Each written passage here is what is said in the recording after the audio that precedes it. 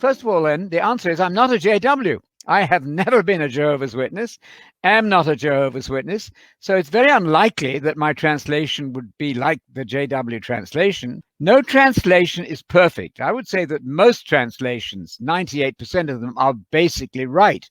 But there are 2%, 3% of texts where there's a real problem. I come at this as a biblical Unitarian.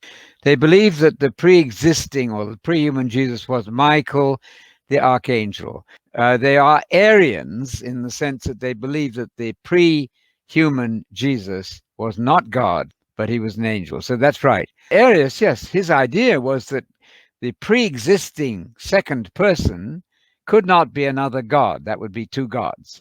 So his idea was that the Arians, and they taught this, the Arians taught that Jesus had a beginning as God, a begotten God sometime before his birth, so pre-human.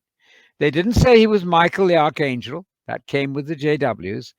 So Arianism is the idea of a second subordinate God of some sort. JWs became more express and more precise, and they said that second God was Michael, an angel. Cannot be Michael the archangel, because it says in Hebrews, to which of the angels did God ever say, you're my begotten son? He did say that to Jesus. He never said it to an angel, and therefore Jesus could not possibly be an angel.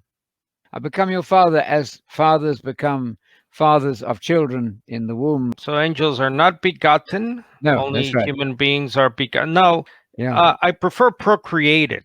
Yep. And obviously, the only beings procreated are us, human Yep. beings. Angels are not procreated, and by that we No. mean in a womb, in the womb That's of right. a woman. So Yep. that's the great fallacy of the angel Yep. Jesus, which is Yep. shared, by the way, by Trinitarians who believe Jesus was the angel of the Lord, which is That's true. baffling. It also destroys just the definition of words like It messenger, does. like angel. Like That's right. if you're the sender and you're called the messenger, that's Yeah. highly confusing to me anyway.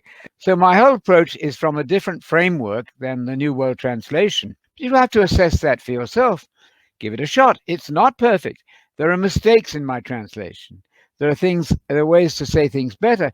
But I think particularly in the notes, the commentary that I give underneath, you'll have a clear line on God being one person, on Jesus being the human Messiah, and the gospel, and I stress this, the gospel being not just Jesus died and rose, the gospel being first and foremost what Jesus said it was in Mark 1. You'll find that emphasis massively. If you like that, then you're going to enjoy that translation. If you find it wrong, please write to me and point out where you think it should be corrected. We certainly want to listen. Second edition, because there were things that I thought could be done better.